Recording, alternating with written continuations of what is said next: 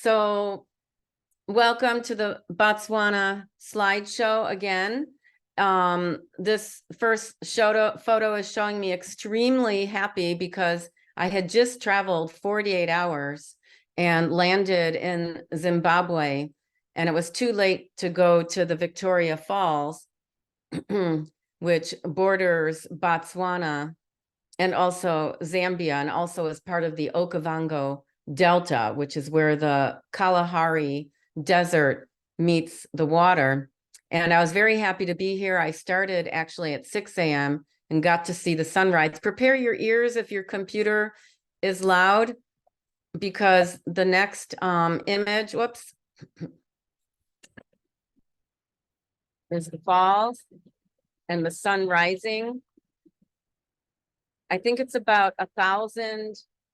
Is that image small? I don't know why, but I think it's about 1,000 meters long. And I don't, there. And then, whoops. There were rainbows everywhere. Sorry, I'm having trouble here. There were rainbows everywhere. And this is kind of one of the ends of the waterfall. It's called the Devil's Tongue.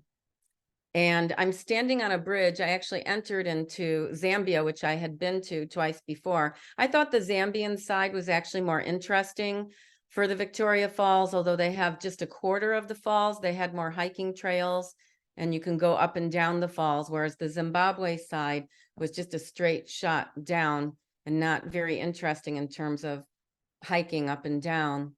Anyways, I'm standing right on the border between Zimbabwe and Zambia. And these are banded mongoose. And now I started the trip. I'm now in Botswana, and I got to do this boat trip with Ian, who works for Tony of Tony Mobile Safaris. We're in Chobe Park, and I see here a juvenile fish eagle, and I thought it was really beautiful, like it's on its own swing. And I'm very happy seeing my first elephants, a mother and her offspring, and they're eating. And here you can see when they're eating, the mother especially is swishing the reeds in the water to actually clean it. Whoops. My computer is acting up. Sorry. And this is a female hippopotamus. You can tell it's a female because its snout is a little more narrow. And the female hippopotamus is now walking, and it's got oxpeckers. They have a symbiotic relationship where the oxpeckers are eating parasites that disturb the hippopotamus.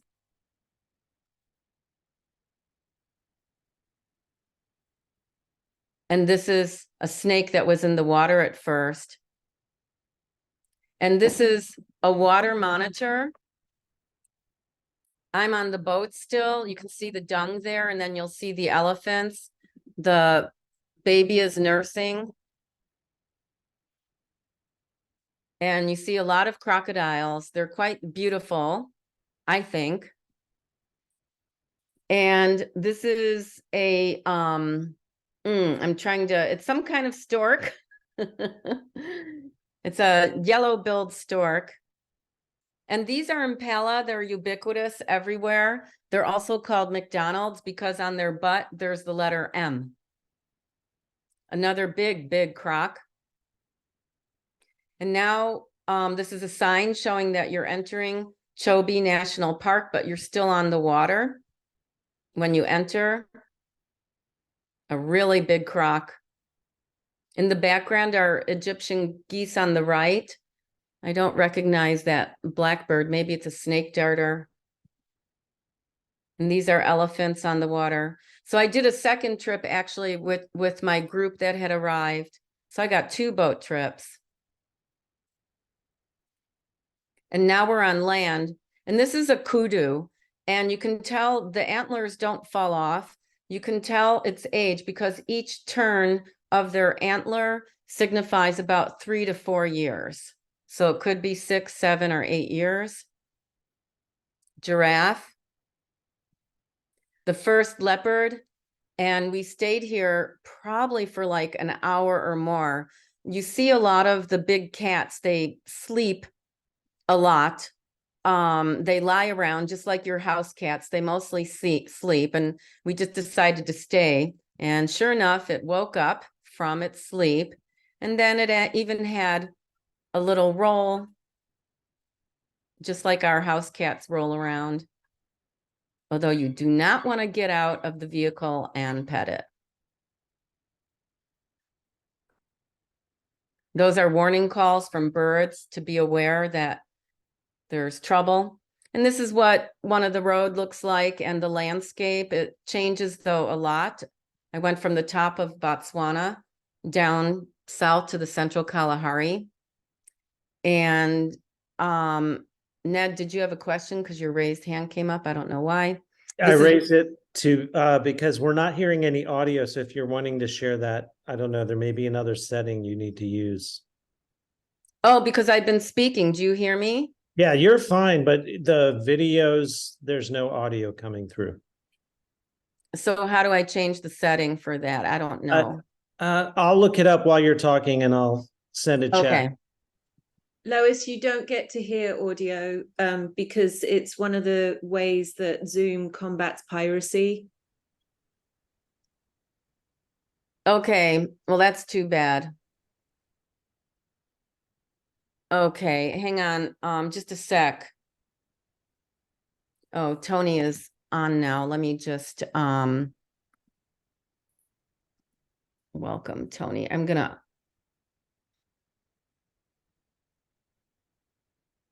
I don't see you, Tony. Oh, there you are.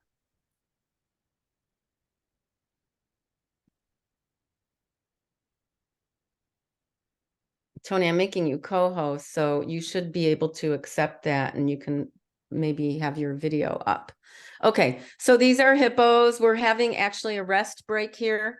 So we would do about a 5-hour game drive in the morning. We'd start at 6:30.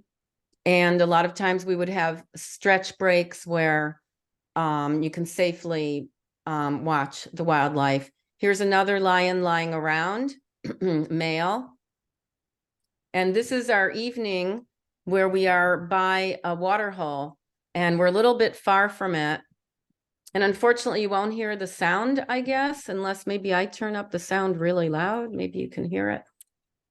There's Tony, and you see this herd of elephants. It's known as a breeding herd. It's matriarchal, it's led, and they have their offspring. They kick the males out in their teenage years. And there are hundreds and hundreds of elephants coming to a water hole. And at the end of this particular clip, I turn it off quickly because one of the elephants decided to check us out. And I got a little afraid, so I thought I would stop my video and move a little closer into the center of the vehicle. This guy's a junior trying to show off himself. And then there's babies.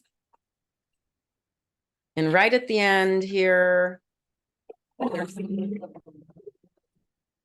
don't know if you can hear that trumpet or the rumble. No. Oh well. This is really too bad. Okay. Sorry that you couldn't hear the rumble. And so this is another herd.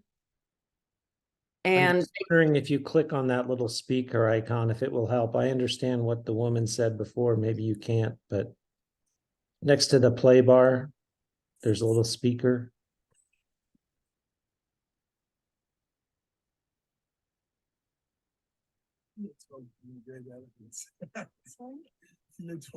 well, I found something that says share computer sound.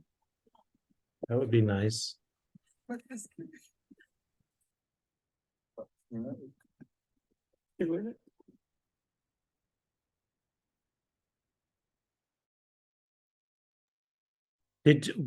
What was your feeling when you were close to those elephants?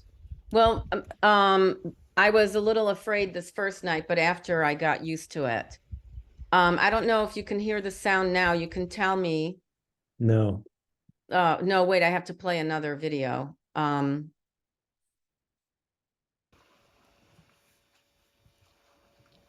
Success. Do you hear it now? Yes. Okay, so this one's coming to check us out. When they raise their trunk, they're telescoping us, they're smelling us.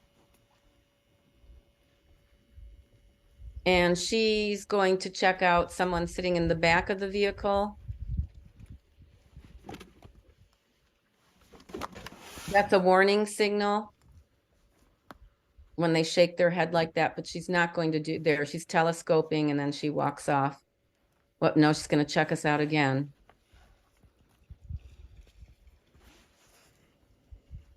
So this group that just came in, they're going to wait their turn for the water hole. There's a lot of competition. It's actually a man-made water hole to help them. She's telescoping still. Greeting you. Make a good greetings. Don't say hello. Tony's talking. I don't know if you can hear him. I mean, in the video. He's saying they're making a greeting. They're saying hello. Okay,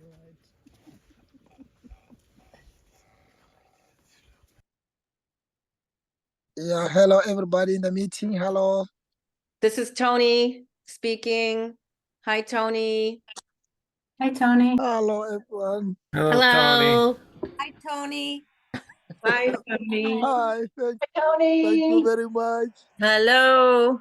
Tony, you can undo I'm very your. sorry for coming late on the meeting. I was still heading up. I'm just in the safari.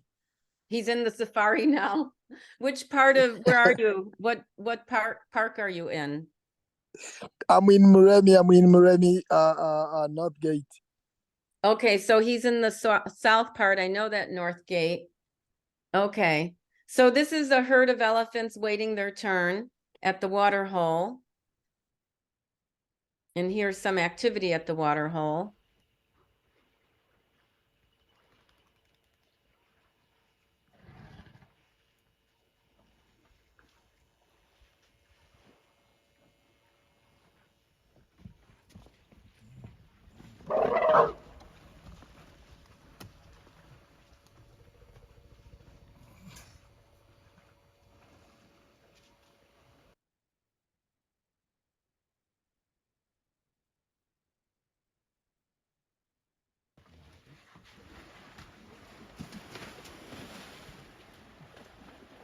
That one, his name is George. The one who's arriving. His name is George. George.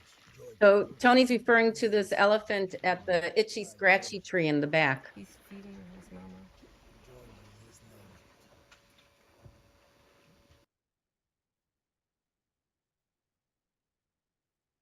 My computer's being slow. It won't let me advance. I love these young ones. We actually changed positions 2 more times where we actually went right up next to the water hole.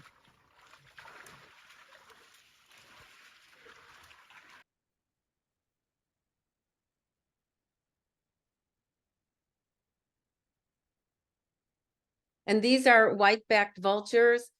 They have a real service that they provide to keep disease from spreading when they clean up animal carcasses. They are threatened. They also can, a lot of farmers may poison them. So they're definitely, everything is diminishing actually in wildlife. Giraffe. And here's our first witness of after the kill. Tony was amazing. We were driving and all of a sudden he sharply turned. All the other guides, they were tracking lion tracks, but they could not find the lion. And God knows how Tony finds them, but he just turns and we're going over the bush, bumping around. There's a couple of male lions that we see because the males, they don't really do the kill. It's the female. So they just kind of hop on later. And anyways, this female's peeing near the carcass. And this guy, he's got his head in the carcass, and you'll see when he pulls it out, he probably had his head inside the carcass. This is a Cape buffalo, probably for about, I would say 45 or more minutes. I don't know how he breathed. And he finally pops his head out. You'll see.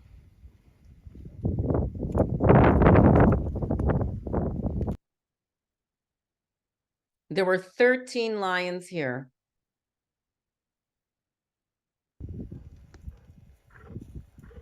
So on the right of the video is the head, and there's 2 male lions and the mature male lions. Here's a mature male lion coming in to get his turn. The females were off, some females were off to the left who were probably exhausted. And you can see there's a pile of basically shit because they ripped the abdomen open and then they remove the shit because they don't want to eat that. And there's the other females who are resting after the kill. And there's juveniles, males as well, but they don't have the manes. So you can tell from their testicles. There's going to be a little spat here in a second.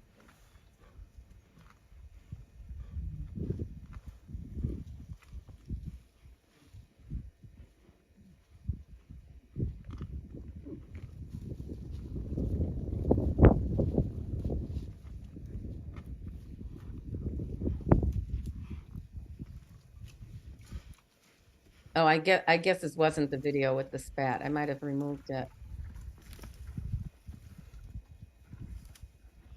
Anyways, 13 lions feeding, and we're really close. We're this close. As long as you stay in the vehicle, you're safe because they recognize the shape of the vehicle. And if you get out of the window or make too much fast movement, oh, here's the one with the spat. Then you're not safe. And Tony has seen situations that did not end well when people did stupid things, not under his watch or not under any guide's watch. It's usually people who don't have guides and they go in on their own and they do stupid things, but you're safe as long as you stay in the vehicle.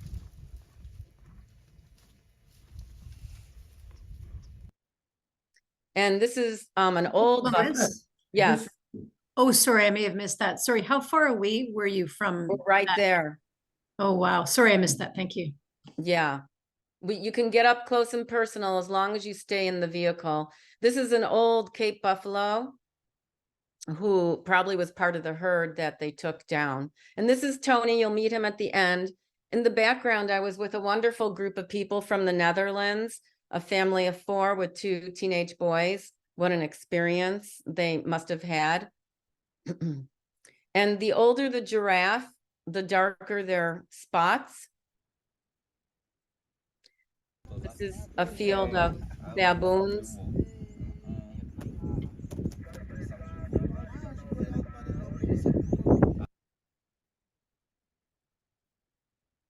My computer's slow getting to the next slide. So Chobe National Park, it's a huge park and it has different areas inside. So this is the Goha Wildlife Gate. We actually didn't stay there. So we do a 5-hour game drive and often there's a break where you can eat in a safe place. And I would use that break to do my yoga and the family is joining in. This is the evening game drive that usually we start out about 4:30. This was a nicer thing where it was only females and their babies who were nursing.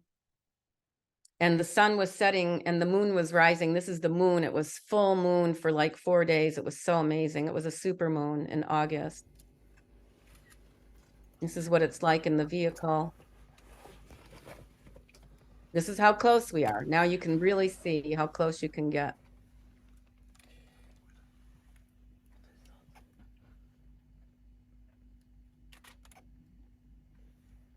Everybody calm and relaxed.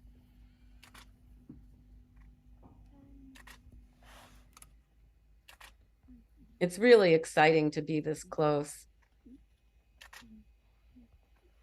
You can see the babies have spots. This is the sunset. This must be the next day. This is, I think, Tony, you can help me. Is it a male leopard? I don't know. I think it's a male, That's a male Yeah. leopard. healthy male leopard. And we came upon, we smelled it first and found this carcass. We don't know why the elephant was dead. I don't think it was anything to do with poaching. It was just dead. And you can see the lion on the left only has half a tail. Part of his tail is missing. And this is also part of their group. They were further off, not by the elephant, but they were part of the group. They were exhausted, according to Tony. He said they had come from afar, and there's 7 cubs. This is a yellow-billed hornbill, pretty ubiquitous. We had climbed some rocks. There's some old rock paintings from ancient times. This is a serval. I think it's a serval. Is it a serval? Tony, help me out. Yeah, it is. And then the back, it has these beautiful white stripes. One came into our camp one night, you'll see later. This is a Cory bustard. It's the national bird of Botswana. It used to be the lilac-breasted roller, which is much more beautiful, but small. And I guess maybe they wanted a bigger bird. And it's the largest bird that can actually still fly. They weigh over 40 pounds and they can still fly. So we're in Savuti, and Savuti is part of Chobe. So they have different areas and they have different gates. And this is lions lying around. And these lions, you can tell by their full bellies, they're gluttonous. They will eat and eat and eat and eat. And their bellies get very big. You can see all of them have big bellies. Wildebeest. Giraffe. I like this. I would say, welcome to my baby. My baby. This is a different view of what the road looks like. It's very sandy bumping, and it's nice when Tony puts the front part of the window down so you get this great view. This is up close with an elephant. They eat thorny things, but what's interesting is the thorns are down. So when they are eating it, it can poke them, but the thorns are in such a way that they're downward facing. And this is Kwai. Maybe Tony, he's on his way to Kwai. I don't know. And this is waterbuck. They're also called toilet seats because of the ring around their backside. They're beautiful. And in the background they look like they could be impala, but they're actually red lechwe. They have higher rumps. That's how you can tell the distinction. They have webbed feet and they're safer in water with the hippos. Hippos are vegetarian, but they kill more people than any other wildlife. Tony saw my phone and took a picture of me taking pictures. That's a termite mound of a hippo in the water there. Another waterbuck. We usually come upon after they've killed and they're eaten. See, their bellies are already big. This is a zebra they've killed. And this lion actually fell asleep literally while eating. It was eating, and it fell asleep. Look at how big its belly is sticking up from the ground. All of them have big bellies. Look at them. They just look at how big and round their bellies are. They can't even move. They can roll. That belly is so big. Wow. Yeah, I like this. It's kind of cool if you don't mind. And so Tony said that they tend to like to kill near water because they need to drink. And look at its belly hanging to the ground.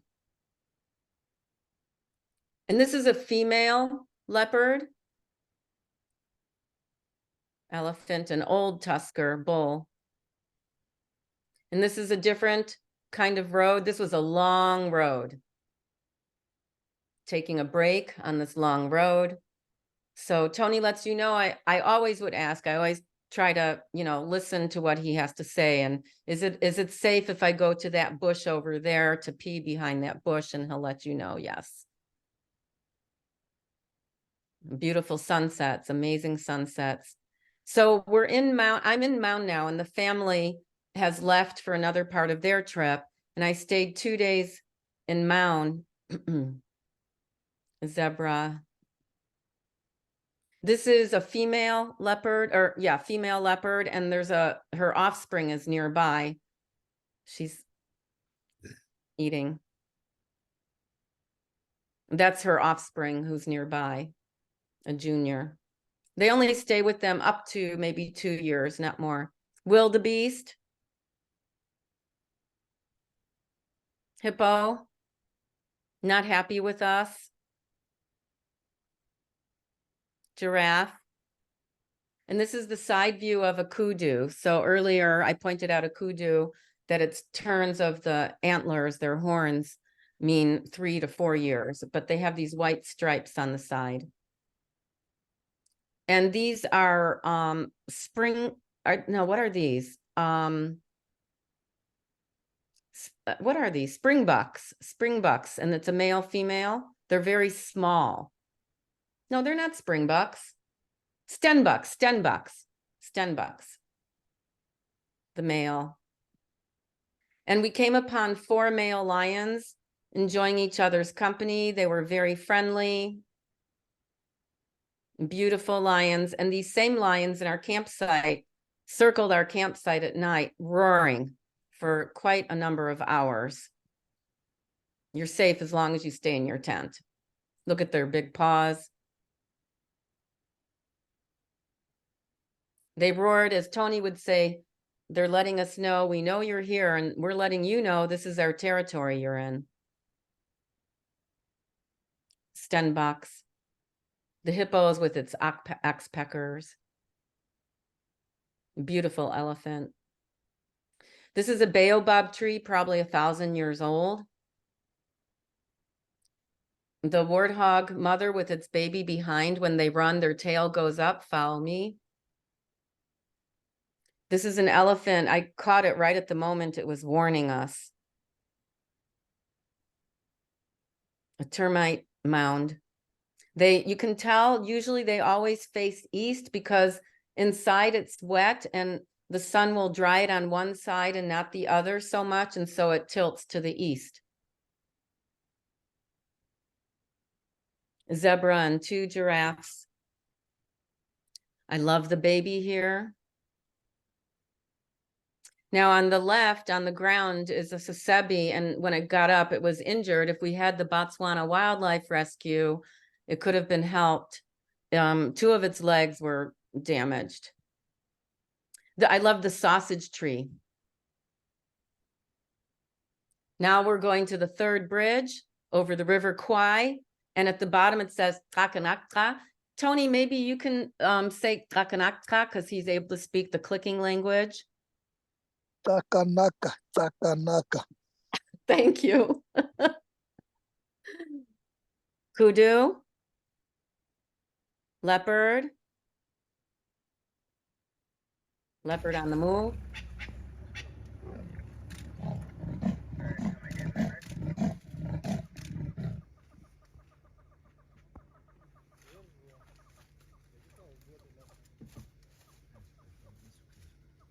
Healthy leopard. So you can hear the birds in the background warning.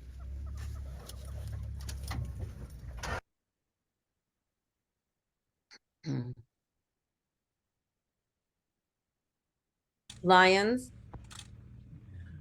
Males, of course. Beautiful ones.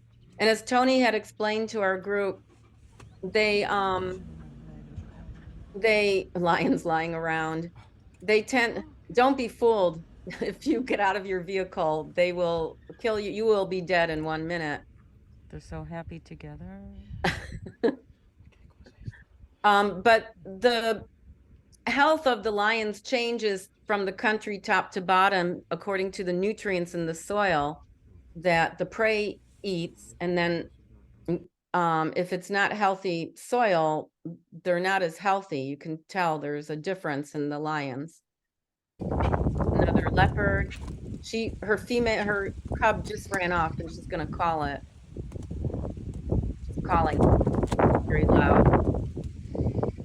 Because of the pandemic, some of the wildlife are not used to people being around, and so that's what happened why it's baby ran. Females, they're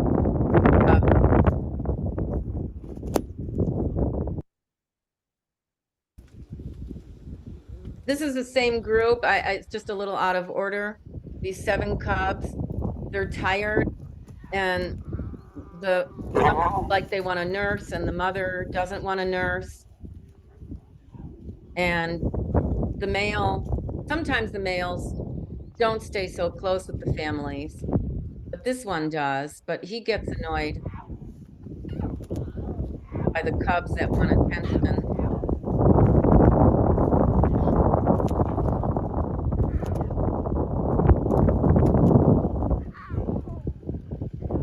That vehicle in the background is a self-drive.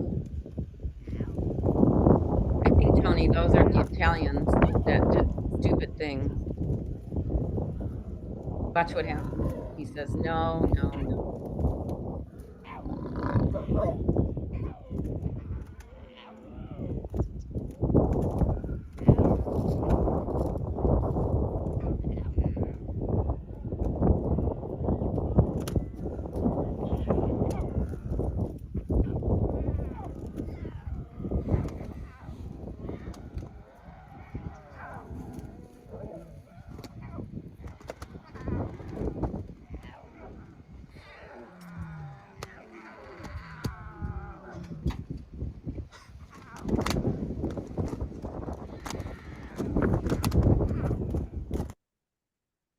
And this is a scope cell, if I'm correct, a scope cell that Bianca found. Is that a scope cell, Tony?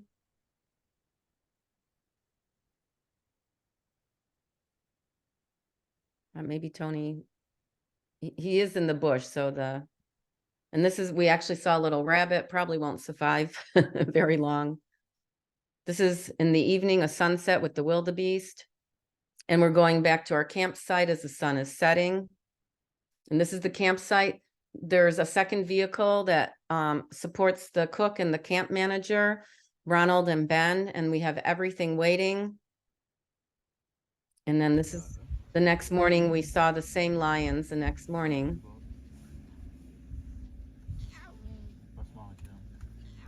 They're still complaining.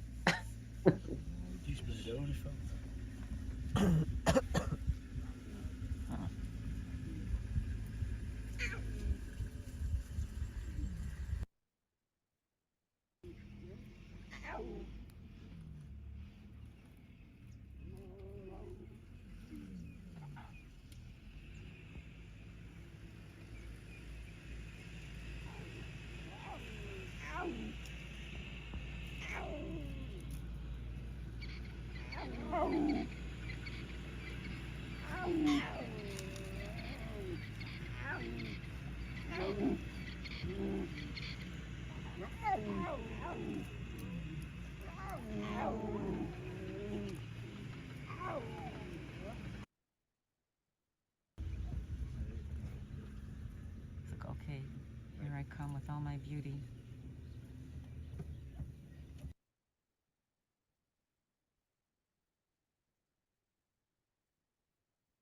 And this happens, although Tony said it hasn't happened for 2 years.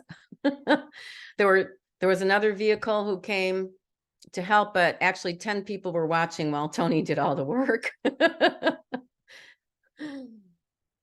flat tire, it had a puncture from the side. And here's elephants, or lions, sorry, with the full bellies again. This is sunset. And the next day, this is some lechwe, red lechwe. Again, their hinds are bigger. Now, these 2 cubs were alone without their pride, they were, as Tony explained, they were left by their mother. The mother tells them to hide, and you know, like she hides them so that you know they're safe. And there's the one there, he has his nose a little to the ground trying to figure out where his mother left him, because they actually went off, they were naughty, and they're trying to find where they're supposed to be, because they can't hunt with their cubs, they have to hide them and go hunt. And they should come back and find them. We didn't see them again, this group, so don't know exactly what happened with them. This is another group of lions. Also big with bellies, full, drinking the water with their big bellies. This is our campsite in the evening. In the back on the left is Ben, the camp manager. On the right is Ronald, who was the best cook. He made great vegan food. On the right is Paul. He's from Netherlands, and the two boys, Max and Bram. Oh, so this lion, yeah, they've got a zebra. Oh, and this one has a leg. Very happy with its leg.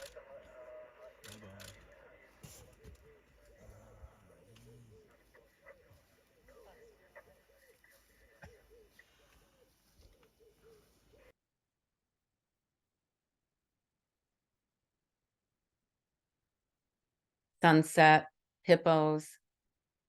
This is a ground bill.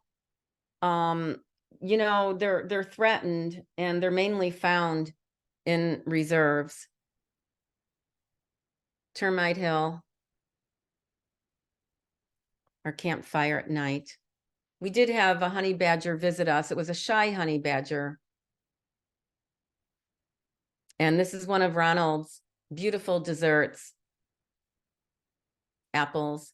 And this is you can see the Milky Way, the little obscure area, especially on the left and the middle. It's all stars. You can see the Milky Way every night. This is packing up in the morning. And this is the lilac crested roller. I love this. And then in Mound, which is a frontier town. Can I stand or do I need to squat? For 2 nights, I stayed on the river I nearby. think you can put the blankets there. And this is a Makuro. It's narrower and shallower than our canoes that we're familiar with. And that's Wanta, my polar. So he stands up and he pulls.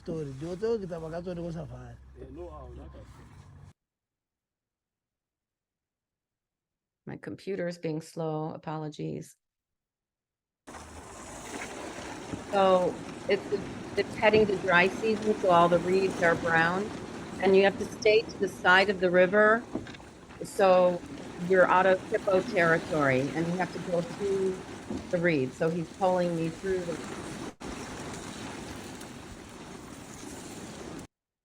And this is my little tent and a makeshift shower. You can see the bladder up on top. And also there was another one for the bathroom. And I love this. It's set up outside your tent, so they pour hot water in it and you can wash up. And this is my foot at the bottom of the elephant footprint. The back end of the elephant, his 2 legs or her 2 legs are oblong, and the front are round. And you can see the size difference between my foot and the elephant footprint. And this is a baby footprint. My foot inside the baby. And so we're on the water. Now, these elephants are shy. I realized as soon as we came, they would leave. They're closer to Mound. They're closer to people. So they're much more shy of people. There's a lot more human-wildlife conflict going on that they're very aware of. So they're ready to leave as soon as they see us. And they would have different groups, like 1 o'clock, we know we can find elephants, and there another group would come at 2 o'clock. This one's going to take a mud bath, warning us too. So they dig the ground to get the mud, and it doesn't want anything to do with us. There's Wanta, we'd also hike. And this is Wanta and Oscar. Oscar would cook. This elephant is telescoping us. We just decided, let's go and wait and let them come. We were there maybe for the 3 o'clock group. But it's not sure. It's really tentative. Again, because it's close to Mound, a frontier town. And then we'll be back to Mound. And I see these elephants. They're going to have a bath and a swim. The last one on the right, he says, no, we're going. I don't want to be by these people. So he called them back. When they were going.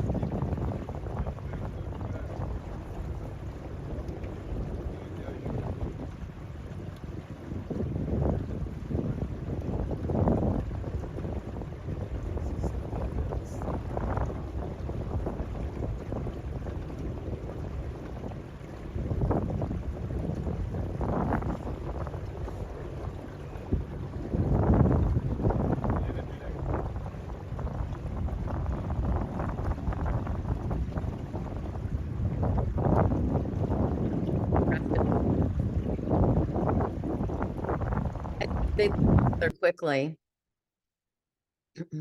This is where Tony is now, except he's at the north gate. This is the south gate. A little oh.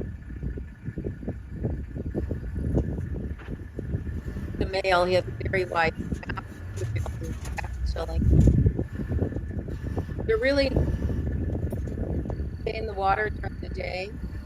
They have substance that oozes out that protects them from the sun. And they graze at night on land.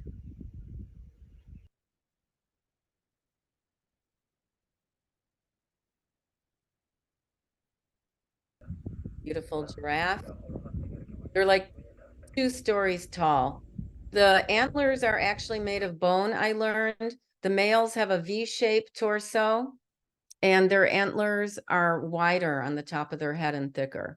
Now, this is interesting. Just wait. This is a lone bull elephant.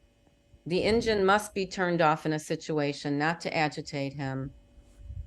But Tony's psyching him out. Tony's going to get the better of him. You'll see.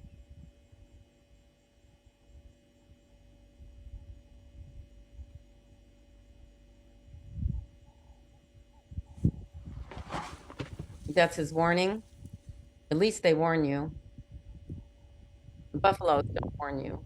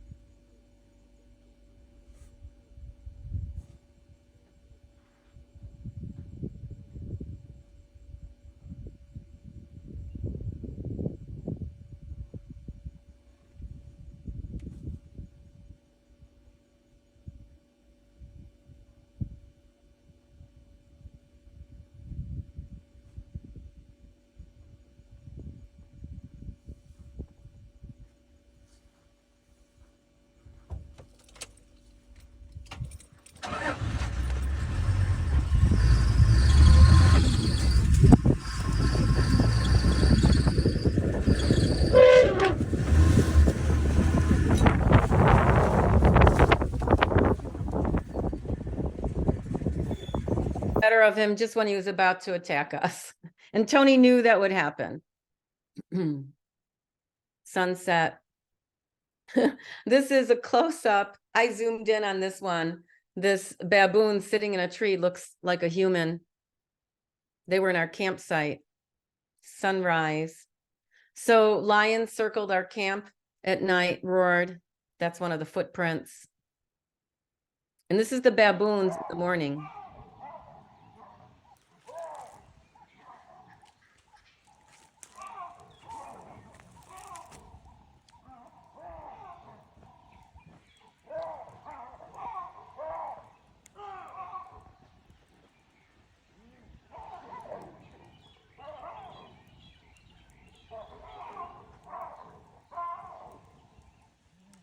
They sound human.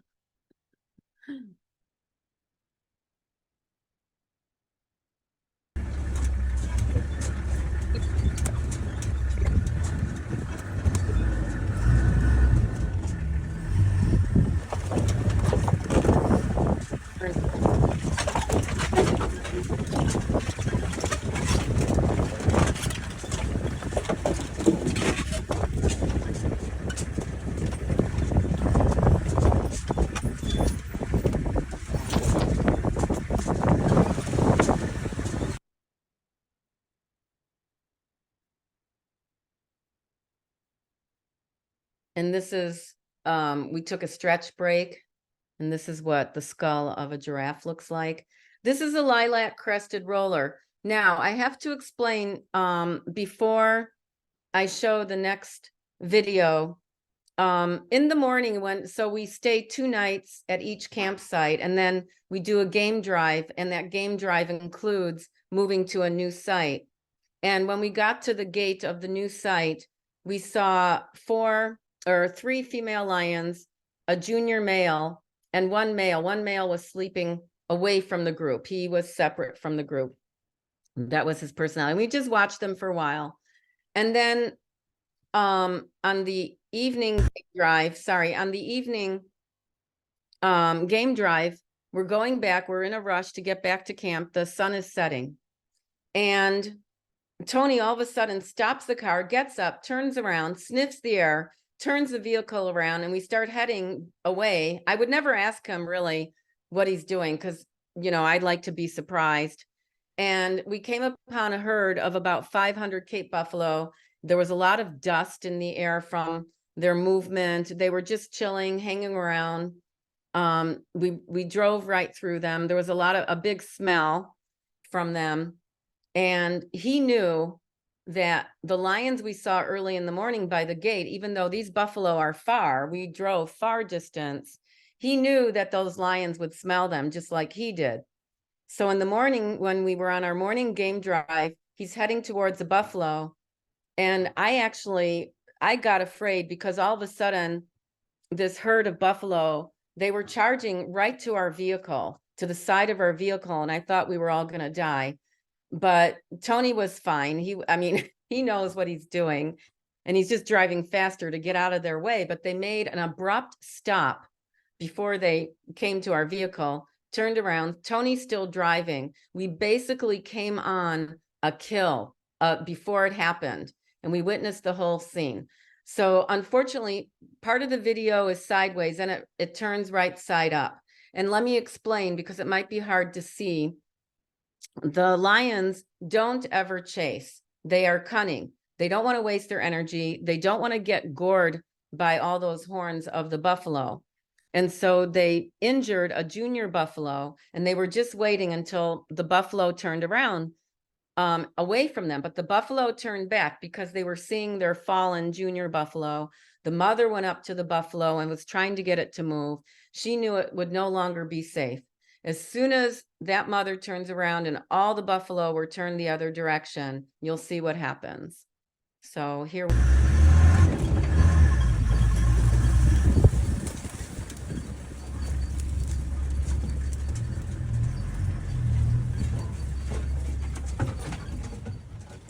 Lion is trying to kill them.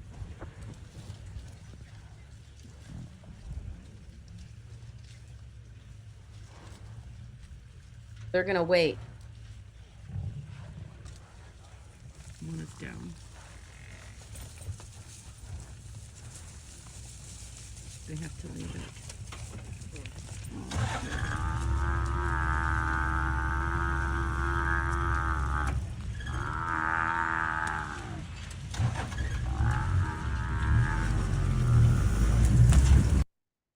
So those were the female lions. There was another lion, a junior male. The males, they just come in later. So this is the male. He's just suffocating it by holding its neck. They're eating it alive at first. And then when the buffalo is finally dead, this male gets all the good part. He didn't do any of the work. And okay, he's suffocating it right now. But then he gets the heart, the liver, the lungs, the spleen, all the good bits. And the females and junior male are down by the other end, getting the less good bits. So he still got it by the neck. You can see the buffalo is kind of moving still. They're basically eating it alive. Tony said he hadn't seen a live kill for a year, so we were really lucky actually witnessing the whole thing. I did feel bad. I had to turn off my camera and say a prayer. The reason the lion's looking is because there's these two stupid Italians sitting outside the window of their car and taking pictures, and they didn't listen to Tony to get back in the car, so they're distracted by these stupid people who did finally listen.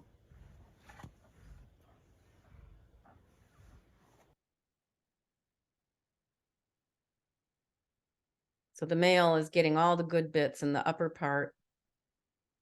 And it's every way. It wants it all for itself. Male junior is still trying to hold on.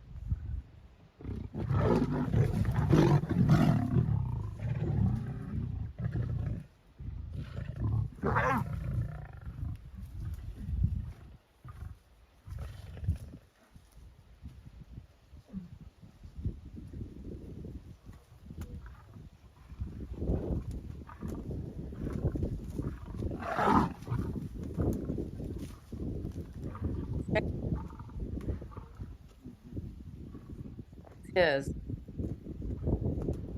I'm glad I wouldn't want to be part of this pride. He's not such, so he's gonna drag his kill off.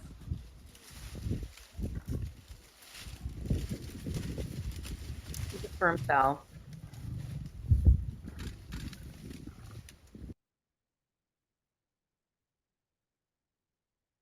And this bird is a saddle-billed stork. It's sleeping, and you can tell it's sleeping by looking at its pink legs.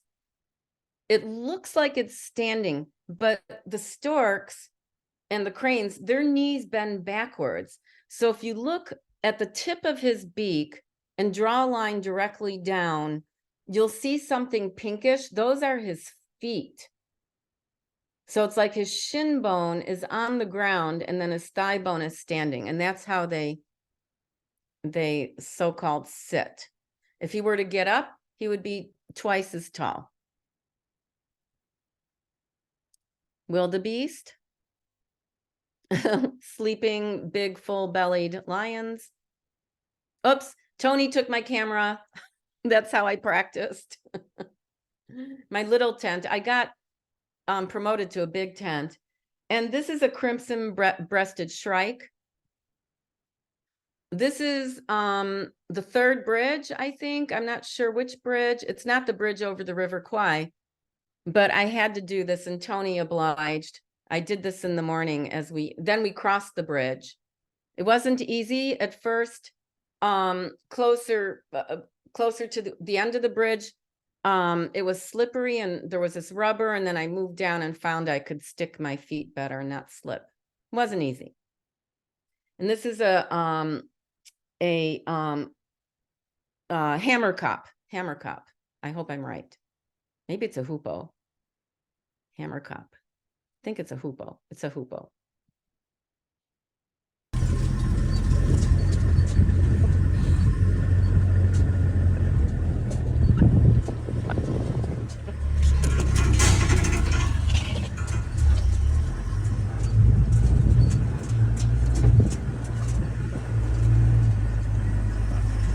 Home sweet home. Their beautiful fire.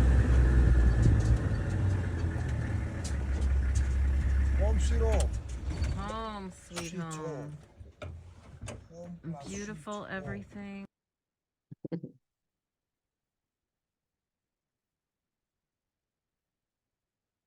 The moon and the sun going down, the moon up. There's a little sliver at the top. And this is a serval who came to the kitchen of the camp. It was hunting, and I got called, and then we got to see the serval who came right through our camp, through it. This is the sunrise in the morning. Just in our campsite.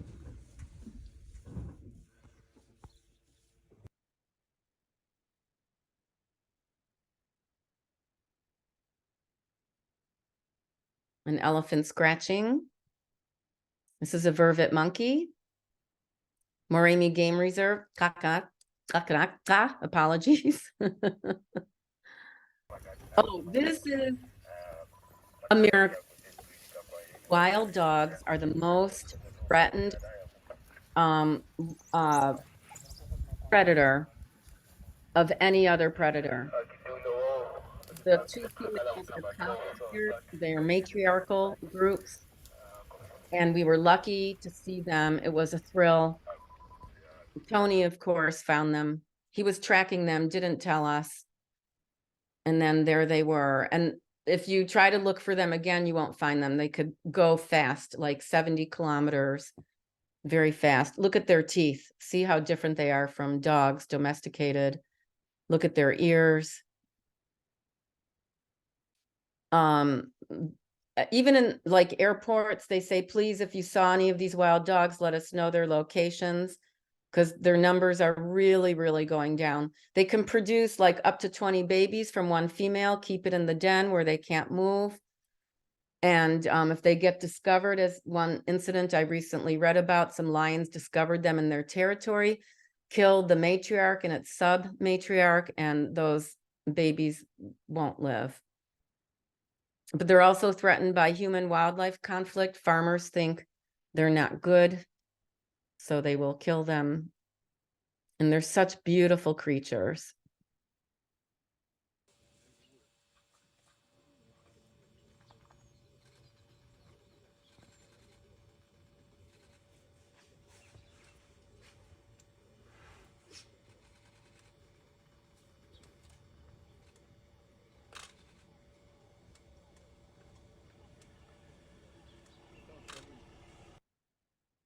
Another beautiful sunset. Okay, this is the reason I really would like to start up the Botswana Wildlife Rescue, help to start it up. I recognize that this leopard had a broken jaw. It's a male. It's about 3 years old. It would be contributing to the existence of the species surviving. And it won't, because it's likely going to die a horrific death because there's no one to rescue it anymore. I didn't know. I know Kenya, Namibia have wildlife rescue, but Botswana's had to close it down in 2010 when they discovered a corrupt veterinarian from South Africa, not Botswana, was trafficking the rescued animals instead of re-releasing them, was selling them for profit, and they shut it down. And that was 2010. It's time to start it up again.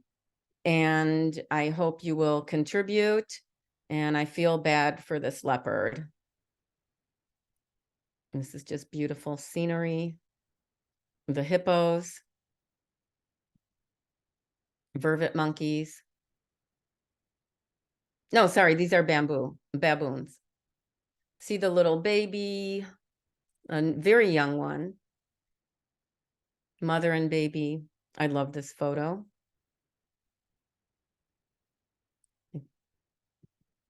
So we took a lunch break. We were changing campsites, and 3 different male herds came. And then at one point they crossed, and we were actually out of the vehicle. You don't want to move fast. And the elephants, probably, according to Tony, they're curious, like they recognize the vehicle, but they don't recognize us. They don't have very good eyesight. So they want to figure out who we are or what we are. And so I got very close to the vehicle when they came by, and then this male really wants to check us out. Now listen for a sound of clapping. There's a warning signal.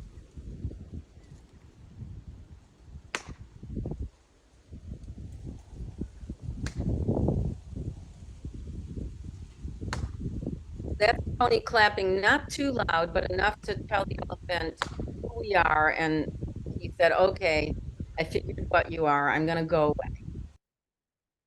And then we got in the vehicle and another elephant came in front of our vehicle.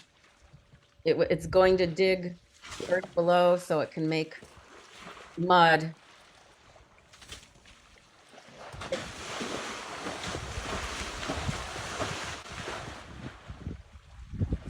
So it uses mud to protect it from the sun.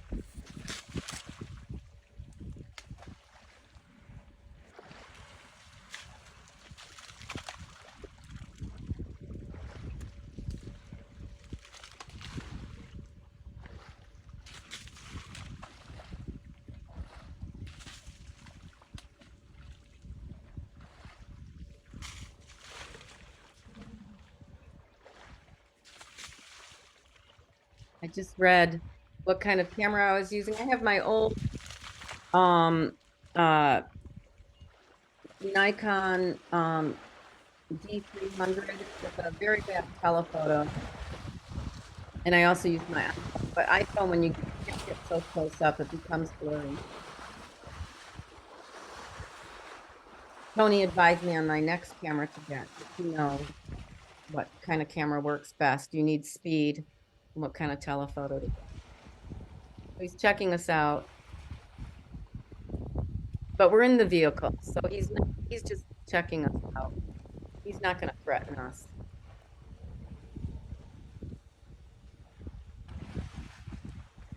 He's just going to move along.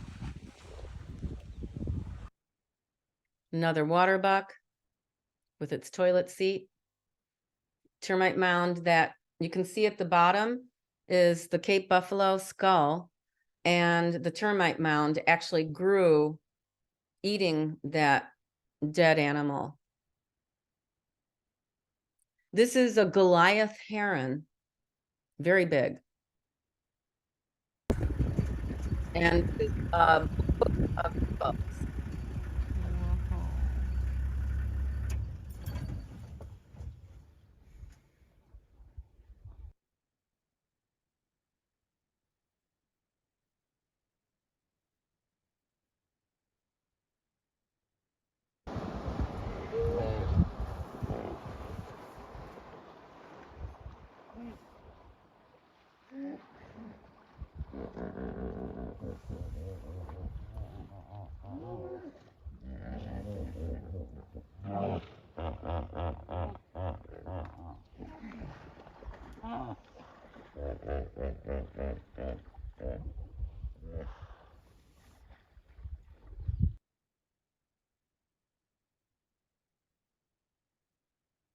That sound keeps you up at night. This is a female who likely is kicked out of her pride, probably because it got too big. She's watching, not us, but she's watching her prey that she might go after at night.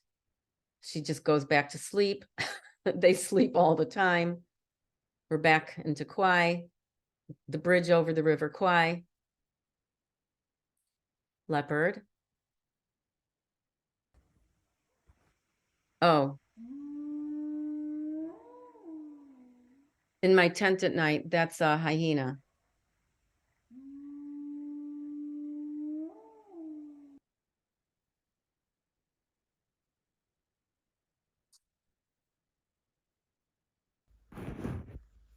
Again, another sound. Let's see if you can hear it. Those are the hippos, which you've already heard, but they go all night long and they keep you up. Giraffe. Impala. Zebras. Lots of zebras. And these are ostriches. They're very shy. The male is black. The females are lighter. Male elephant. Warthogs. And a big herd of buffalo. Another bridge over the River Kwai, I think. See, the lions here aren't as healthy. Their manes aren't as beautiful.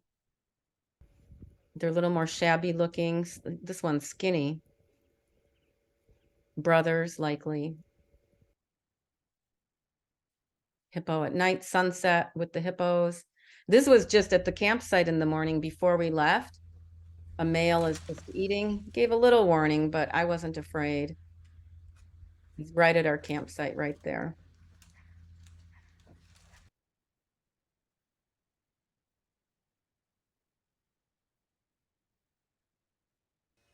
The hippos.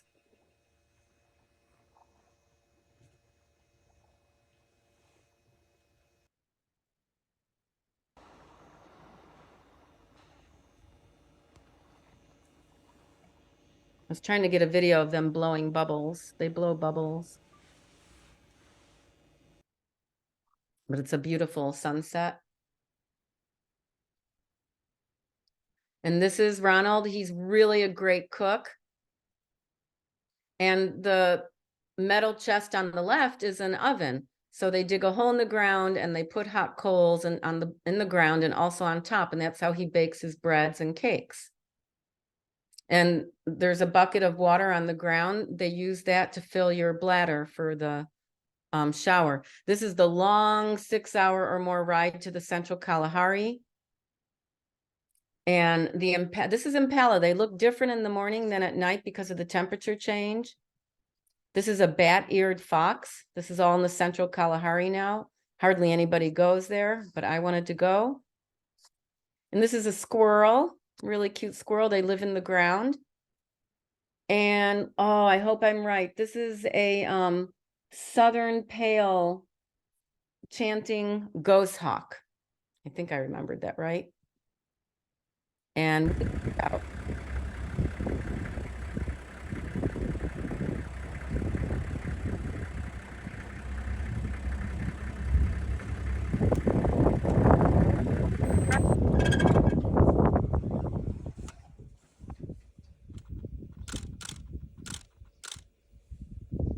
it's a mother cheetah and her cubs.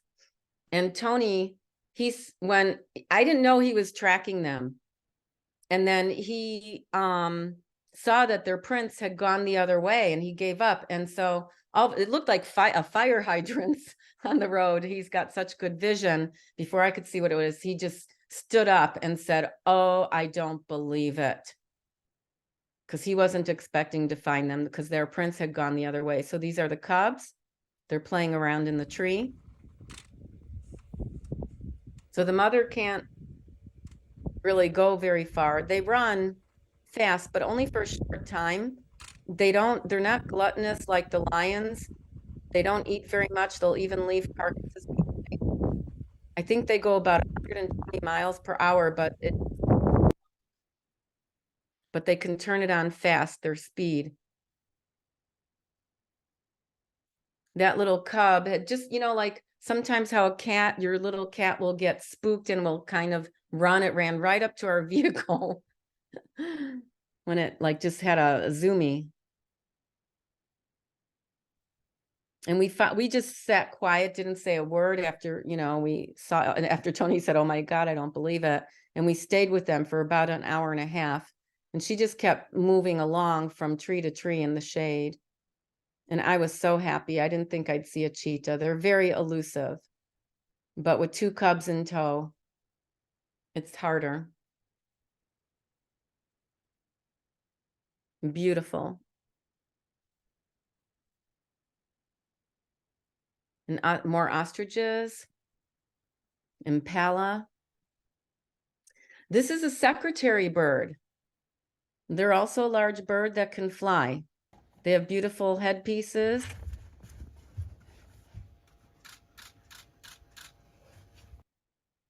Another beautiful sunset. They're amazing. This is a gemsbok, or also known as an oryx. It's digging in the ground for roots to try to get water. It's very dry, obviously, in the Central Kalahari. So the roots might have water. They're very shy, hard to get close, but it was busy with its digging. So we were able to get close. Beautiful, beautiful antelope. This is a mongoose in our campsite. It was not afraid of me. It would come up to my foot. It would sleep under the vehicle. When I went to get something in the vehicle, it came out to look at me. Here it's coming up to me. Very friendly little guy, just sitting at my table after lunch and had fun watching it in the campsite.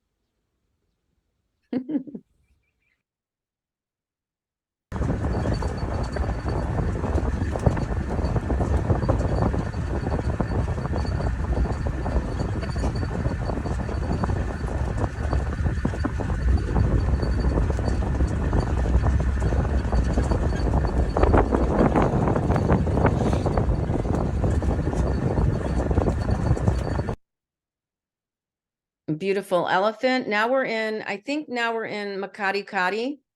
Oh, now I get the palace. Now I get the palace.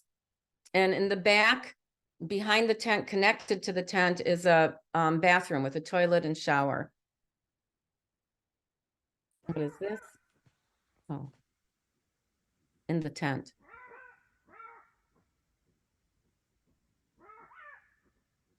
Different kinds of, maybe they're jackals. Hyena came through our campsite. I swear it was banging pots and pans for an hour. Here's Makati Kati. Not many people go there. And it's dry. It's not even dry season yet, but the water was down. The hippos aren't even in the water. I don't have the picture of it, but there was an actual dead hippo to the side. Oh no, a dead elephant. This is a glossy starling. And there are 25,000 zebras here on migration. Yeah. So we're camping above and the river is empty. And we go down into the river, all the other wildlife, and then they. You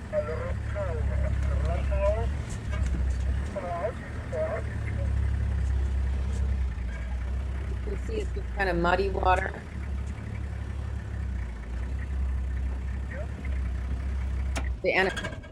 The giraffe can't drink that long because their blood pressure will drop and come up quite quickly after about a minute and a half. The elephants are running. Why? It's not very good water to drink. Here the giraffe already popped up. It could pass out if it doesn't pop up quick enough.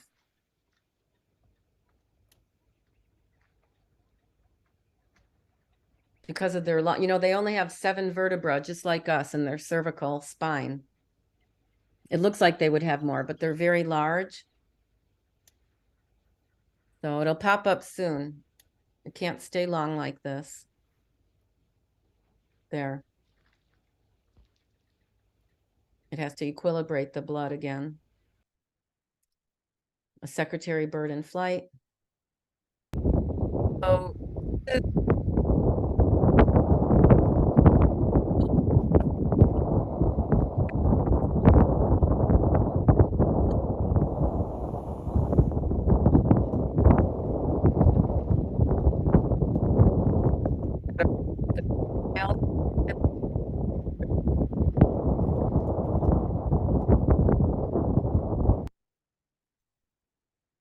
Lois, we couldn't hear you speak during the video. oh, there was a wildebeest that pronked. It flew up in the air. And there's a hippo, 2 hippos that didn't move. They looked like just stones for the 3 days we were there, and 13 crocodiles, Tony counted. And there's all kinds of, there's a caribou, the second bird from the left, and some egrets and herons. This is a lapwing, lapwing. I can't remember the rest of its name.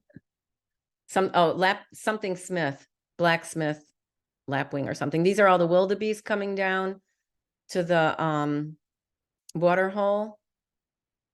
And that's a fish eagle in the middle there with the white head. There's a crocodile on the left you can see now. And the wildebeest just notice it and are startled. And this is what kind of, it's some kind of bird. Yellow-billed stork. No, this is a pink-backed flamingo, I think. And they have a symbiotic relationship. The birds eat the bugs of the crocodiles, so the crocodiles actually don't kill them. And these are oh, I have to remember, they're wattled cranes next to the stork, checking it out, or wattled cranes next to the crocodile. See all the crocodiles. The water is very shallow. This guy was a big one. The zebra come down to drink. We did discover a dead zebra one morning. The kudus are looking really sad. They haven't, they need water. Elephants need about 150 liters of water a day. So the conditions are dire here. But this is the last place to get water. This was the dead zebra killed by a lion. There was another one that got to the water and just died when it got to the water. These are black-backed jackals claiming to eat. This is a female. There's the lone hippo. There was another one. And the crocodiles, they get along. I forgot what kind of birds these are. Apologies, but they're birds. And here's birds flying. Ostriches. This was at the campsite. I like that tree. These are saddled crows. So this is what happens. They take down the bladder, they fill it with hot water, and then they crank it up. And that's my shower. And there's enough to take a full shower. Giraffe. Likely a female. Zebra. At the water hole with caribou stork. So this is the evening sunset. It's a whole, all the 25,000 zebras are coming down, taking turns to drink the remaining water. And so there's this whole long, like an exodus.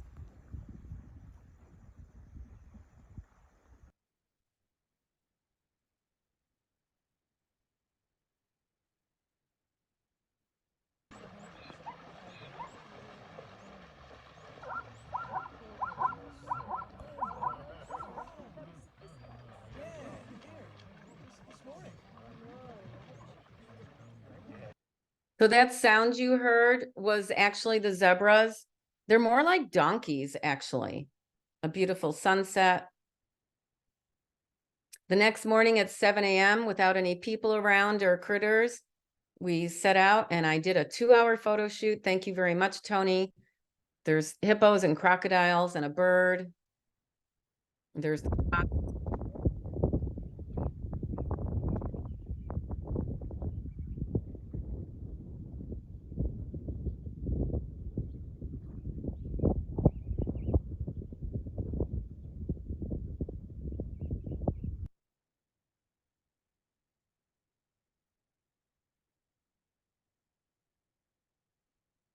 reflection of the zebras. That's the hippo that really didn't budge.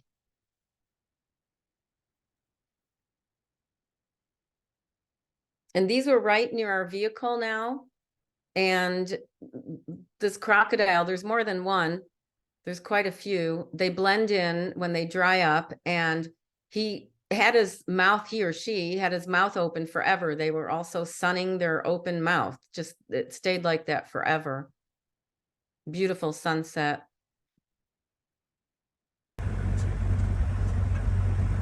Back to our campsite. These are saddlebush all dried up. So here we have the fire. Home, sweet home. And them starting my fire.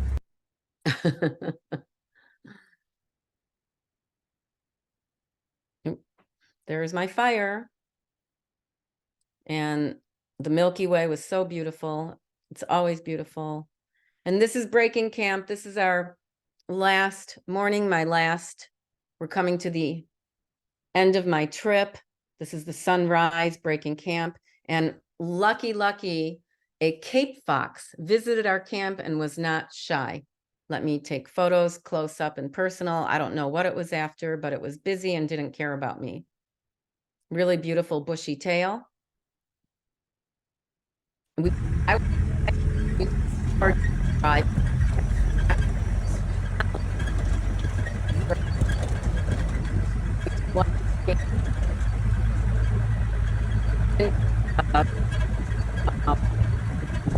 The riverbed, and this is what it's like.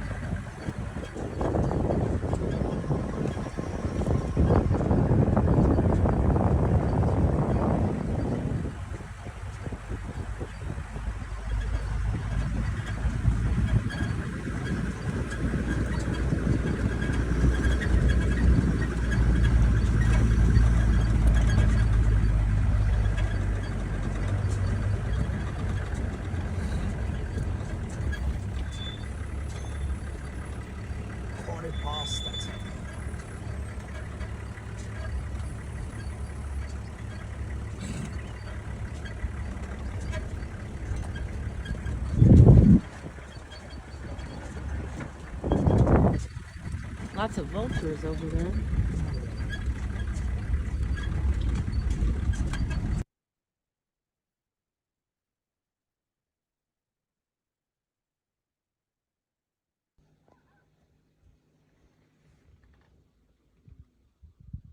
There's a lot of wildlife all over.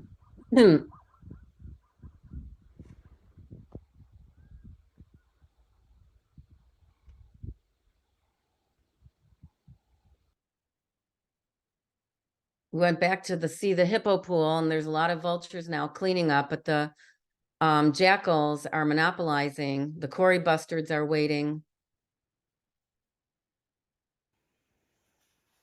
The jackals are like, no, this is ours. You can't have it. So this is like the cleanup crew, and a lot of wildlife wants to get, oh, the crocs are there, the caribou.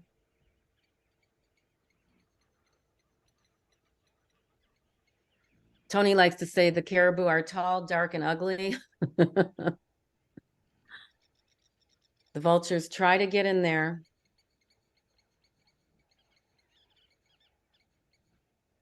But the jackals say, nope, you cannot. Get away, it's ours. White-backed vultures. And this is a ubiquitous guinea fowl. Tony calls them chobi chickens or savuti chickens, wherever they are, but they're quite beautiful, but they're everywhere. And this is the end, almost. This is the end. This is Tony's video of a lion in distress that he saw, I think now 2 days back. She's injured, covered in flies, attacking the wounds in her shoulder and in her hind. We'll keep checking how the recovery she can be. See the deep wound here, the other deep wound on the other side. Then other ones at the back. Yeah. Keep hoping maybe she can recover, but slowly. It will take time. So if we had a wildlife rescue, whoops. Hang on. If we had a wildlife rescue, they could have gone in. You can start your videos if you like. They would have gone in. They could have, you know, darted her, anesthetized her, and cleaned the wound, and then give her antibiotics, and she would have survived. But there's no such possibility right now. I know they have anti-poaching, an anti-poaching group in Botswana, but they don't have a wildlife rescue. And this is important because the wildlife is diminished. Tony, I see you're still here. Maybe you can turn on your video.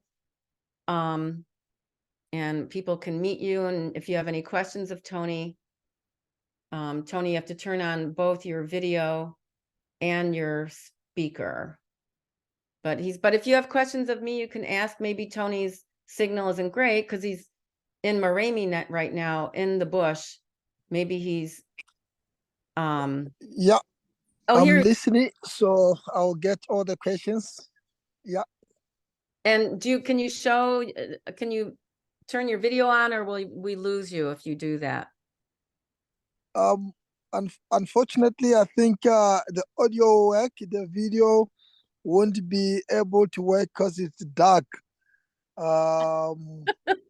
Yeah, it's night time. But you're welcome Yeah. people to undo. You can start your video now. Hi everyone. It's good to see you. Hi Peggy. Sorry for the glitches, and I apologize, Tony. We had a mishap. They had to have a password. I didn't know this, and some of them had to dig deeper to get the proper link. So, but I did record it, and I'm going to put it on YouTube. Somebody asked what the temperature is. Tony says it's 10 to 38, but that's in Celsius. It's 10, it means it's cold at night, and 38, it means it's hot now during the day. Basically, you have to bring some hat and gloves when I was there in August, but during the day it gets warm. You can ask any questions, unmute and ask. Can I ask a question, Lois? Yeah. Speaking, couple just random questions. So when the lions were circling the tent, like, were you able to sleep? Oh. No. Okay. And I don't know, either you or Tony, so when the animals are like, they see you in that vehicle, but I guess they have a recognition of it, how do they not want to charge you? Is it because they might injure themselves, or how do they know not to do that? Or are they more scared?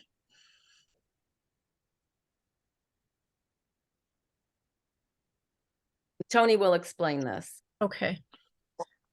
Okay. Yeah. Thank you and good day, everybody. Protocol being observed. All right. So actually, when you are in the bush, the major concern is to follow the do and the don'ts of the bush. So all the thing to do is to respect the animals. We are trying to diversize and respect all the animals by any way. So animals can recognize your presence and respect your presence. So when you're in the car, the most cases, they really approve the structure of the vehicles compared to the inlet. So whatever is inside the car, they don't consider much. They consider the structure of the vehicle.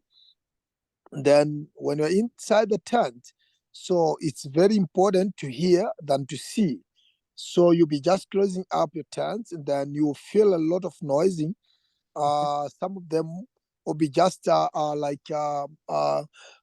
choir singing to you welcoming music from lions, zebras, animals in general. So they'll be just appreciating your presence. So at that particular moment, you need to just give them chance to listen to them.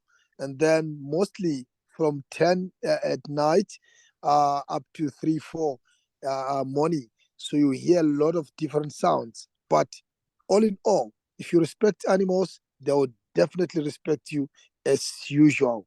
So that's the precaution, the first precaution of the bush. And thing is, you should respect what the guide tells you how to behave, because they know. Tony has been doing this for almost 25 years, and he will keep you safe. And just one other question, how long was this exploration that you did? I was there 26 days total. Most people don't go that long. Mostly people go 7 days, 10 days. Most people don't have that much time. I really wanted to be there in the bush for that amount of time. I wanted to see different landscapes. But if you go there, the main start that people start with is seeing the Victoria Falls. And then you go to another frontier town that's on the border of Victoria Falls that's called Kasani. There's even a tree named after, or the city's named after a tree, a Kasani tree. That's where Tony lives with his beautiful family. He has 4 beautiful children. I met one of them and his wife. And it's right on the border with Okavango Delta and Namibia and Zambia and Zimbabwe. Botswana is a small country. About 40+% of the land is wildlife. And they have these reserves that are run and managed by the Botswana Wildlife Organization. And they also have forests. I was trying to understand this, but the forests, they don't have fences. This is different than other countries. Why I like Botswana so much. Other countries put fences up, and they even have fences around campgrounds. Yeah, it's congested. You have to share space with people. We never, Tony has his own concession for campgrounds. You don't share with anybody but your group. And there's no fences. And this actually allows the animals to migrate freely. They have the parks, and then outside the park are miles and miles of forests. It's like a soft fence. It's not a fence, but it makes like a soft fence to protect the wildlife from getting into contact with humans. It still happens, but then a wildlife rescue, if it was there, would relocate these animals that are in conflict with humans. Ned? So what is it about the history of Botswana that made that come about, that there's so much wildlife and protected area? I think Tony has a lot to do with it, and he could say more. Tony's well known by the government there. He's well established. He did a lot of work and research and informed from his work and research the government about how to run things. Tony, you speak now. Can you repeat the question again? So how did Botswana come to decide not to fence in and have big forests compared to Kenya and Namibia? Okay, perfect. Actually, we are trying to resume our naturally conservation. So the reason why we try to unfence all the parks, because animals from 1996, when the other parks were fenced, so they were doing a good migration. But integrity now, they are no longer migrating because of the fences. So that on its own, it creates an inbreeding.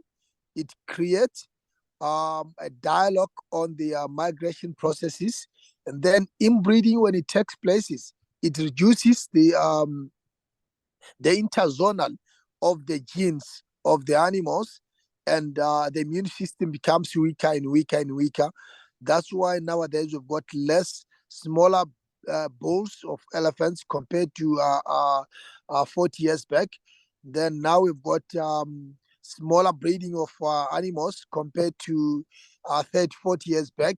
So actually, Botswana is still stimulating up and leaving the park to create the natural resources on naturally way. That's why it's not fenced. We're just making the boundaries of the road boundary or fire breaking instead of fencing. Because when you fence, one, you use electric fence, it's very harmful to the animals. At the same point, it's not eco-friendly because, for example, lions to be just kicking the zebras on the corner, and then they'll be just killing more than enough what they are not in needing of. But if naturally takes place, then we can save our ecosystem naturally. That's how it is. And I think Tony's being modest because he told me, we spent a lot of time together, especially when it was just the 2 of us in the vehicle for 2 weeks. He had done some research in Kenya a few times and wrote a report to the government, because Kenya is really well known for their wildlife parks, but they're very congested now.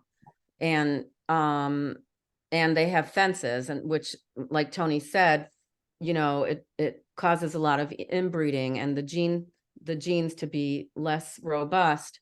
But when he would come back, he would report saying, Kenya's doing a lot of good things, but I don't think it's that good, and here's the reason why. And so he influenced them a lot. He also was sent by the government to also study at Kruger Park, which is very well known.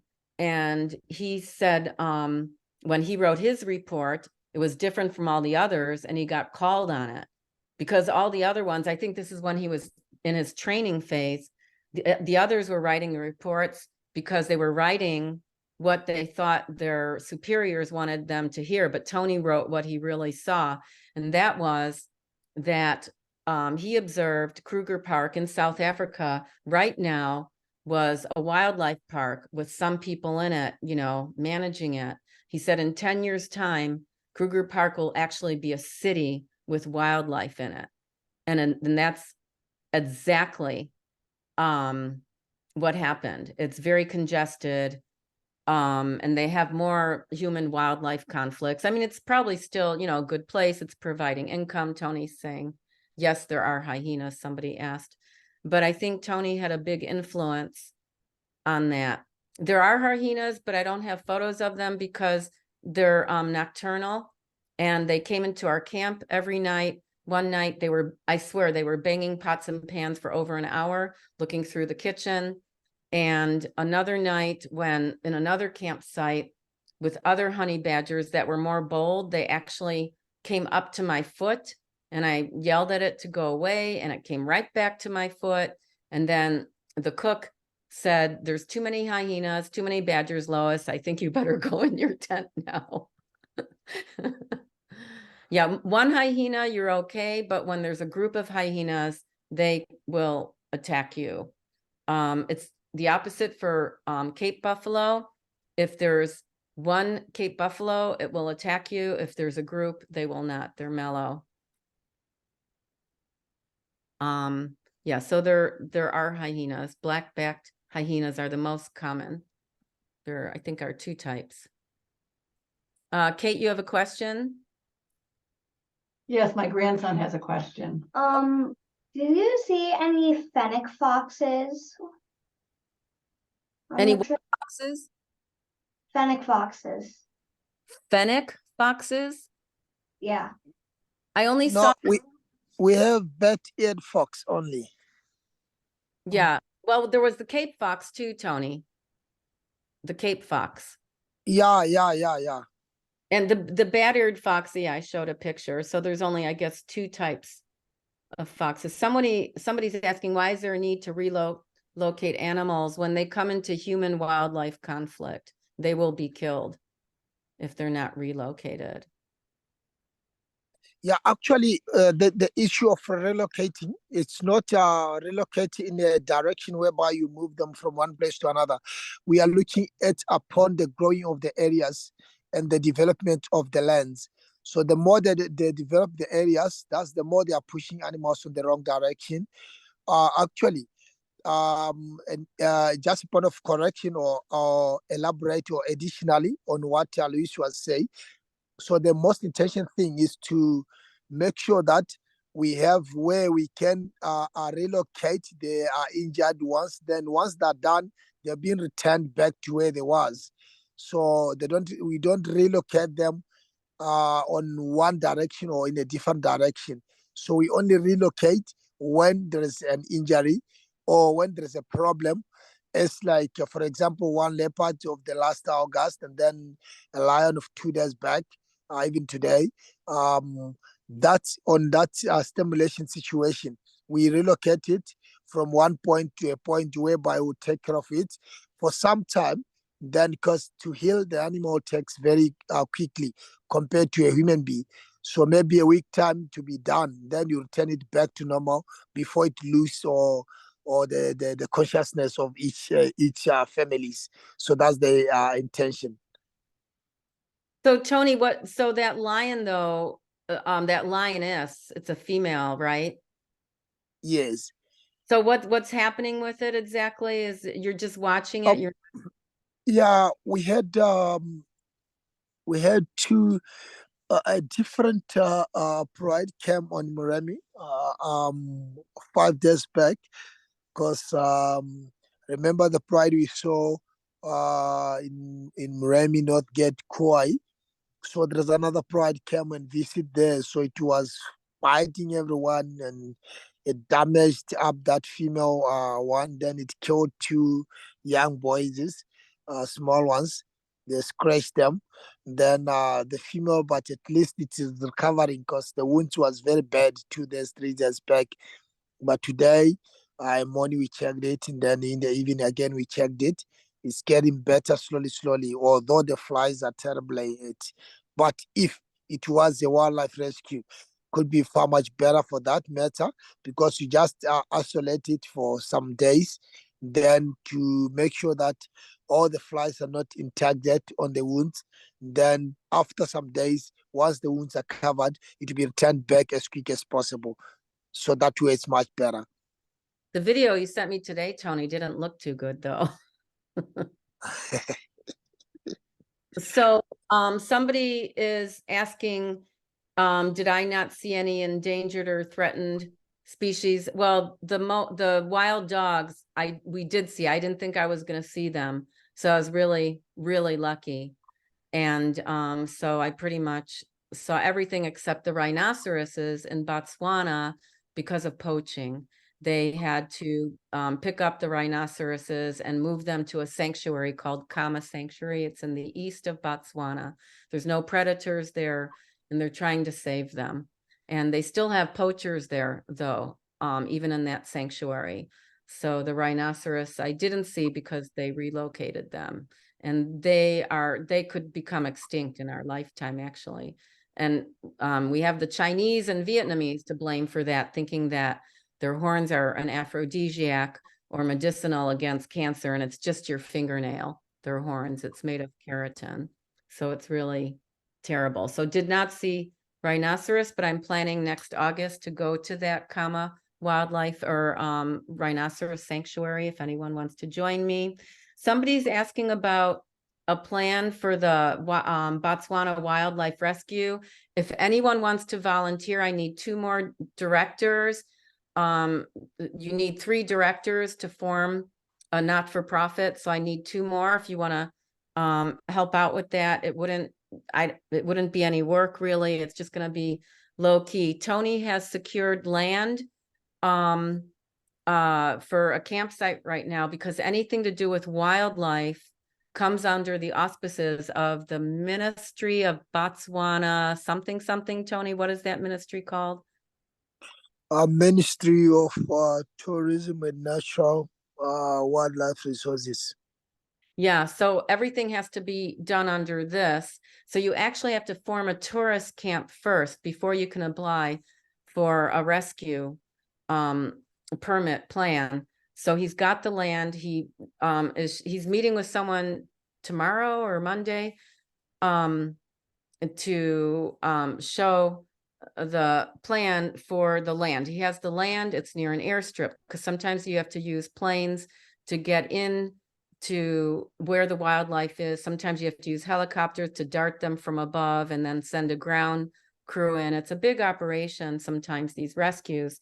So it's near an airstrip. It's in Northwest Chobe. He's got the land. He's got to build a camp for tourists first. And it's right now, there's no concrete. It's not permanent structures. It's just temporary, like made out of wood, fixed tents. So he's got to demonstrate that first, that he has this area, the land, it's near an airstrip, and he's going to present that, and then he can get a permit to start a rescue. And it will need a lot of funds. It costs a lot of money to, pay veterinarians and veterinary technicians and everything involved.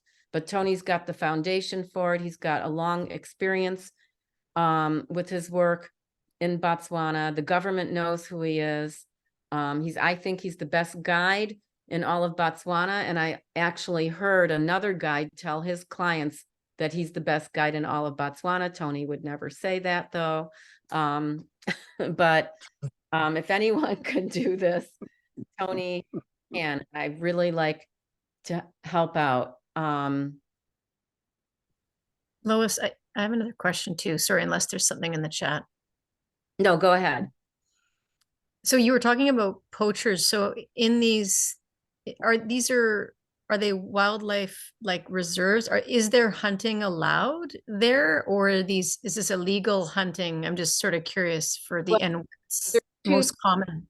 There's two things. I forgot what year, but Botswana has now started to allow hunting again legally by, foreigners who come in because they pay a lot of money. And but there's also another group of people who set up snares and can shoot with arrows and poison. One, if they think they're disturbing their farms, although farms are so few, there's hardly any agriculture there. It's only like less than 4% of the economy. And sometimes people need it for sustenance, these wildlife for food. But the problem is they'll set up 20 traps, get one animal and leave the other 19 animals who are snared to walk around with things around their neck or cutting into their foot, and they eventually can die a horrific death. But you can go in there, remove the snare, treat the wounds and set it free, perhaps rehab it. Sometimes there's orphans left that need to be taken care of. Tony, you can explain more. Okay, so if I get well, the question was, the thing is, poaching was existing, but now it's approximately 3% lowered out from 80. So we've got very less poaching. And then we've got where we call hunting. Hunting is only being used on the certain concession area, which are mobilized by the government, where they only strictly do the hunting only. Inside the park, they don't allow any hunting. It's only photography. So as Louis was saying, but there's no way we can. Always we have got those illegal ones who can set up the traps and etc. So those traps, we are very angry of that, so that we can do whatever we can, as much as we can effort to help animals on that situations. So that was our intent. Yeah, I think maybe we have answered the question. Yeah, but I also just recently read, because I've been researching some stuff, they allow like 17 leopards to be hunted a year, and I just don't get that. I don't, I mean, I don't know why they had banned it, but now it's, again, maybe it's the president of your country. I don't know. Yeah, politically things, that's a problem. Botswana traditionally has been the most stable African country. They had really good presidents up until recently, unfortunately. Yeah. It seems like the way of the world. We're coming to the end, but any other questions of Tony?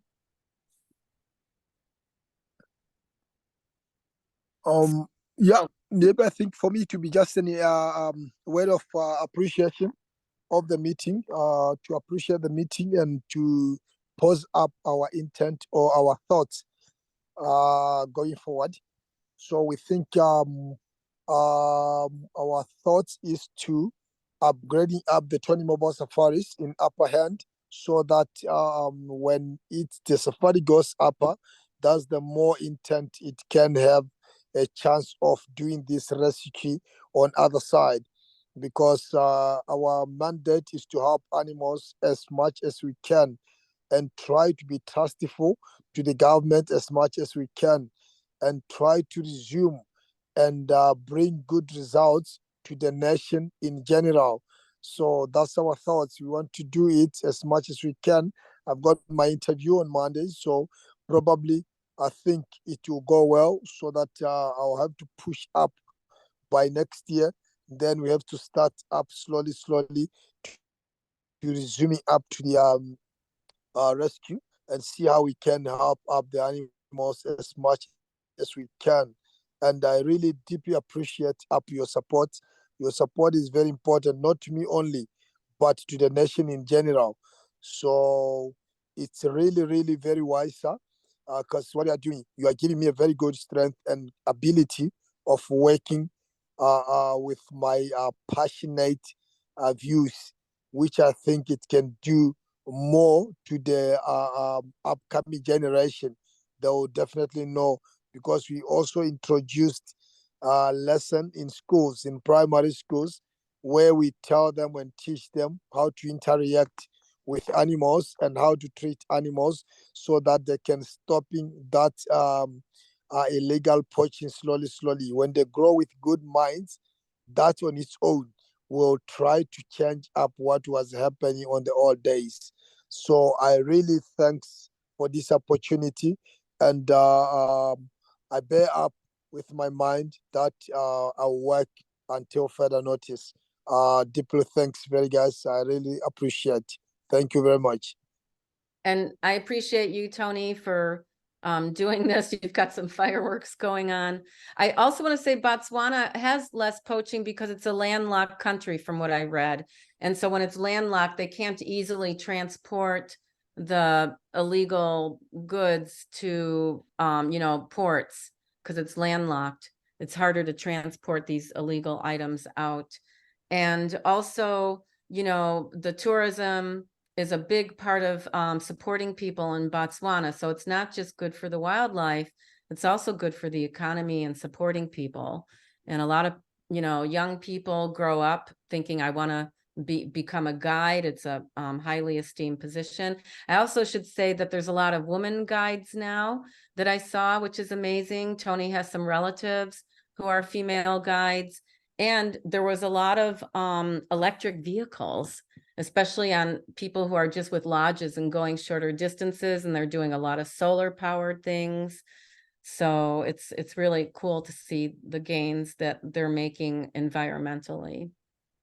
So, okay. So thank you. If anyone wants to contact me, send me an email about if you want to help out and be a director with me. I have no idea what I'm doing. So please help. I've been reading a lot, and I have an application in for not-for-profit status, but that could take 3 or more months. And we'll keep you updated on the website, any new developments, give you results of what Tony's meeting is, and happening on Monday, if he gets approval or not to move forward, which he thinks he will. So thank you, everyone, and thank you for all your beautiful comments. And bye, everyone. Bye, Davind. Bye, Joshton. Good to see you, everyone. And thank you for your attention. It was wonderful.